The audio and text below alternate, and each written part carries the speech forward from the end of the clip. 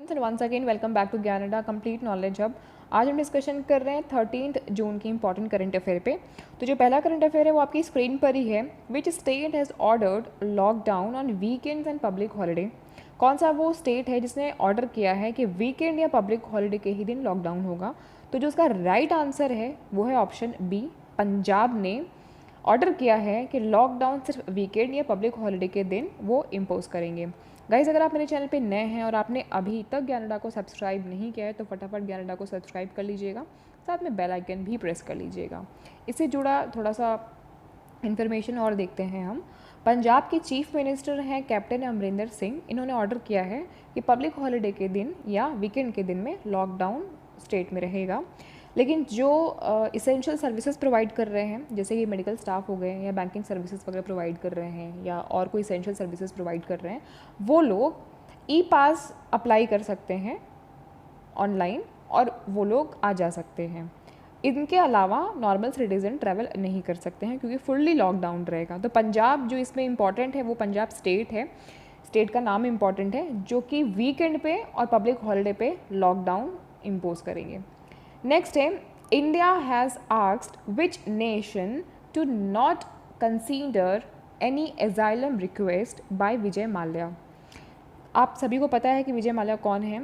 इनको इंडिया ने फ्यूगिटिव बिजनेसमैन घोषित कर दिया था। फ्यूगिटिव का मतलब होता है द पर्सन हु माइग्रेट या भाग जाता है या रन अवे हो जाता है, उसको हिंदी में भगौड़ा भी बोलते हैं।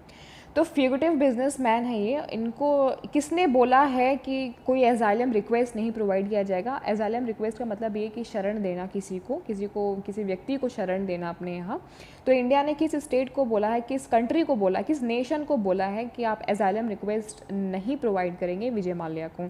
तो जिसका राइट आंसर है वो है यूके। इंडिया ने यूके को बोला है, यूके की गवर्नमेंट को बोला है कि आप कोई भी ऐसी रिक्वेस्ट जो कि विजय माल्या करते हैं एजाइलम के लिए, मतलब शरण प्राप्त करने के लिए हॉस्पिटल में या कहीं भी, तो आप ये इन फ्यूगिटिव बिजनेसमैन को, मतलब कि फ्यूगिटिव का मतलब होता है जो रन अवे हो जाते हैं या हिंदी में इनको भगौड़ा बोलते हैं, जो भाग जाते हैं, तो आप इनको कोई भी शरण नहीं देंगे।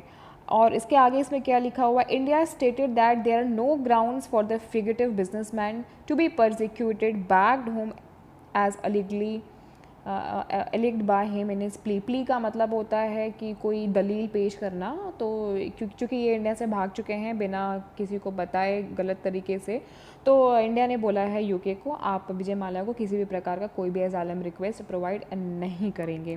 Then next is which state has launched state level sample collection campaign. कौन सा वो राज्य है जिसने स्टेट लेवल पे सैम्पल कलेक्शन कैंपेन स्टार्ट किया है। तो इसका जो राइट आंसर है वो है उत्तर प्रदेश। उत्तर प्रदेश की जो गवर्नमेंट है वो स्टेट लेवल पे सैंपल को कलेक्शन कर रही है। 12 जून को इस कैंपेन को लॉन्च किया गया था। इसके अंदर में क्या होगा कि जो भी कोरोना से इन्फेक्टेड लोग हैं ना, ये पता किया जाएगा कि कौन से सेक्शन है या कौन से सोसाइटी के लोग हैं जो कि कोरोना से संक्रमित हो रहे हैं, ओल्ड एज हैं कि नॉर्मल एज के हैं, उनका एज क्या है, सारा कुछ वो सारा एज वाइज कोरोना इन्फेक्शन का वो पूरा कैंपेन सैंपल कलेक्ट करेंगे।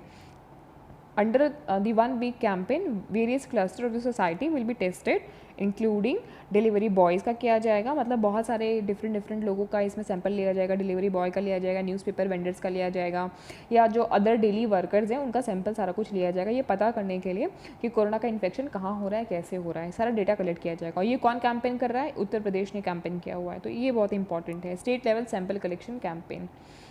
The next is who has directed formation of committee to examine the feasibility of using hotels as COVID-19 hospital। किसने ये डायरेक्ट किया है कि आप एक कमिटी को फॉर्म करिए जिसमें आप ये एग्जामिन करिए कि कोविड-19 के पेशेंट के लिए हम कोविड-19 हॉस्पिटल्स के लिए क्या हम होटल्स का यूज़ कर सकते हैं क्या।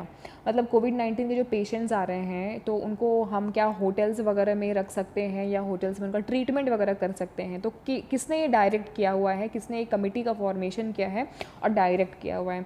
तो जो इसका राइट आंसर है वो है दिल्ली HC, मतलब दिल्ली हाई कोर्ट ने ऑर्डर किया हुआ है और उन्होंने एक कमेटी को सेटअप किया हुआ है जिसमें कि डॉक्टर्स की कमेटी है। वो 2 होटल्स में जाकर के प्रपोज करेंगे। 2 होटल्स का नाम है सूर्या होटल और क्राउन प्लाजा होटल, और वो अपनी एक रिपोर्ट पूरी बना करके पेश करेंगे दिल्ली हाई कोर्ट को, और वो उस रिपोर्ट में ये पूरा बताएंगे कि फिजिबिलिटी है कि नहीं है, मतलब होटल्स में हम कोविड-19 के पेशेंट्स को रख सकते हैं कि नहीं रख सकते हैं, कोविड-19 के हॉस्पिटल्स बना सकते हैं कि नहीं होटल्स में।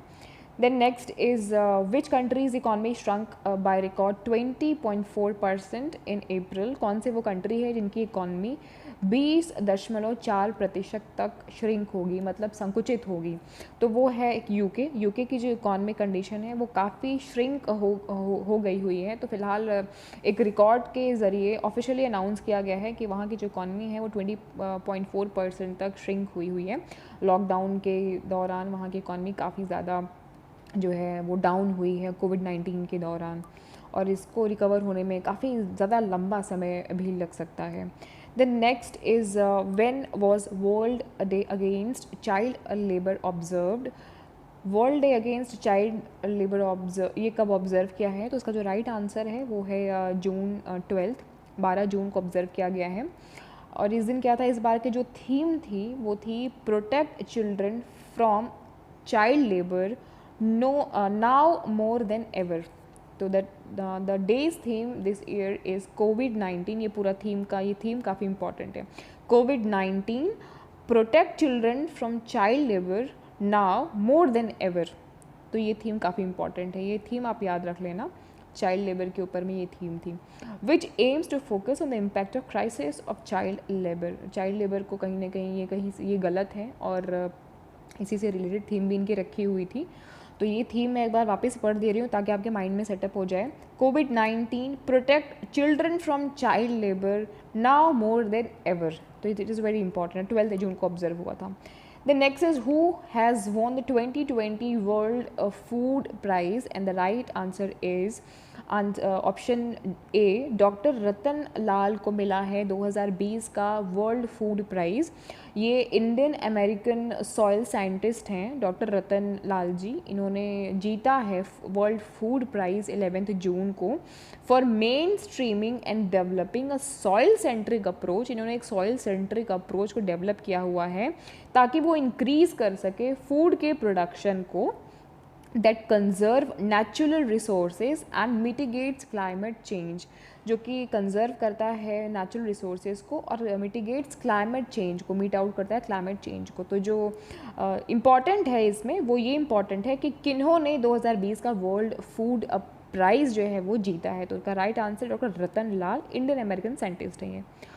And next is which state या union territory government has constituted special task force for the implementation of scheme under आत्मनिर्भर भारत अभियान। कौन सा वो स्टेट है या यूनियन टेरिटरी की गवर्नमेंट है जिन्होंने कॉन्स्टिट्यूट किया हुआ है एक स्पेशल टास्क, कॉन्स्टिट्यूट माने कि बनाया है, एक स्पेशल टास्क फोर्स बनाया है ताकि वो इम्प्लीमेंट कर सके जो स्कीम है। स्कीम किसकी? स्कीम अंडर आत्मनिर्भर भारत अभियान के अंतर्गत जो स्कीम है वो उसको इम्प्लीमेंट कर सके, एक स्पेशल टास्क फोर्स बनाया गया हुआ है।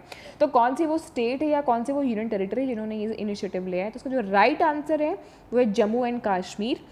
इन्होंने कॉन्स्टिट्यूट किया है special task force on power sector reform and bank finance credit revival and growth for the implementation of the initiative schemes and relief measures अंदर आत्मनिर्भर भारत अभियान। आत्मनिर्भर भारत अभियान के अंतर्गत इन सभी चीज़ों के ऊपर काम किया जाएगा, जैसे कि पावर सेक्टर में रिफॉर्म होगा, बैंक एंड फिनेंस सिस्टम में रिफॉर्म होगा, क्रेडिट्स का मतलब जो लोग लोन वगैरह लेते हैं उनका रिवाइवल होगा, उनके ग्रोथ की बात कही जा रही है, और इनके अलावा और भी बहुत सारे डिफरेंट जो इनिशिएटिव्स हैं उनका इम्प्लीमेंटेशन होगा। तो ये जो इनिशिएटिव लिया है, जो स्पेशल टास्क फोर्स बनाया है, वो बनाया है जम्मू एंड कश्मीर ने। तो this is very important question. So guys, इस वीडियो में इतना ही। आई होप कोई ये वीडियो आपको इन्फॉर्मेटिव लगा होगा। अगर पसंद आया तो लाइक कर लेना और सब्सक्राइब कर लेना। Thank you guys for watching this video. मिलते हैं हम कल के नए करंट अफेयर्स के साथ में।